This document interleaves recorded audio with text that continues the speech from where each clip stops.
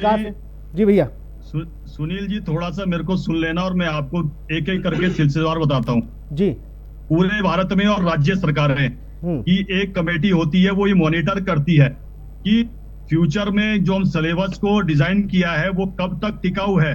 हम्म। और मैं खुद बताना चाहता हूं कि मैं टेक्निकल फील्ड से हूं, तो मैं आपको बताना चाहता हूं, मैंने कई आईआईटीज में देखा है कि जो ब्रांचेस ओपन होती थी, जब उनकी रिपोर्ट्स बनती थी कि ये इन फ्यूचर कितना हमारे छात्रों के लिए जॉब क्रिएट कर सकता है और ये देश में कितना हमको लाभदायक हो सकता है। मैंने बहुत सी ब्रांचेस बंद होते हुए देखी है। मैकेनिकल की जो सब ब्रांचेस थी, चाहे इलेक्ट्रॉनिक्स की, चाहे इलेक्ट्रिकल की, चाहे सिविल की थी, और चाहे कंप्यूटर साइंस की जो ब्रांचेस थी, जो उसकी सब ब्रांचेस थी, वो उसको शट डाउन करना पड़ा। आईआईटीज में भी शट डाउन करना पड़ा। ये तो पॉलिटेक्निक्स है जो कि एक मानक के बाद आता है कि पहले आईआईटीज, फिर एनआईटीज, फिर आईईटीज आते हैं, फिर उसके बाद आरईएस आते हैं, फिर तमाम तरह के और विश्वविद्यालय थे, तब ये आपका ये पॉलिटेक्निक कॉलेजेस आते हैं। अरे कुछ बताओ तो, कहाँ कहाँ कहाँ आपने गिना चिन्हित करा?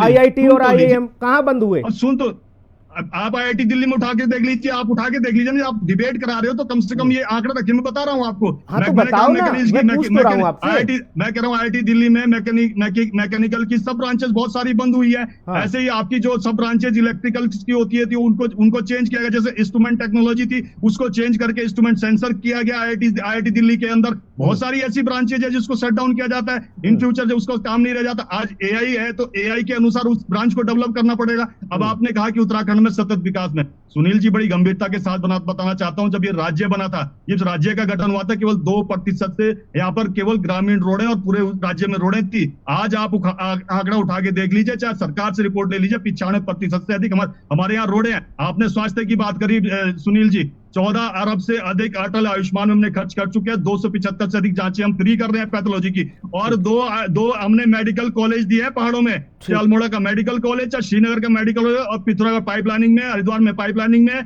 और आपका हल्द्वानी में भी पाइपलाइनिंग में। हम ये इतना प्रयास कर रहे हैं उत्तराखंड को, जो हमें कंगाल उत्तराखंड कांग्रेस ने दिया था 2017 में, उस उत्तराखंड को प्रथम स्थान में लाना सतत विकास में अपने आप में दिखाता है। एयर कनेक्टिविटी से लेके रेलवे कनेक्टिविटी से लेके रोड कनेक्टिविटी, जिस प्रकार से हमने प्रगति की है, उसी का परिणाम है कि आज इस प्रकार की रिपोर्ट आ रही है। और सामान्य रोजगार में भारत सरकार की रिपोर्ट आई, उत्तराखंड सरकार की तो रिपोर्ट नहीं है। और मैंने आपको बताया कल ही, उत्तराखंड कौशल विकास से 15 युवाओं को नौकरी मिली है जर्मनी में। हमने टाई अप किया है, बाहर से भी टाई अप किया है, यहाँ से भी टाई अप किया है। उत्तराखंड में आज युवाओं की प्रतिभा को सम्मान दिया जा रहा है। उसके लिए आपकी सरकार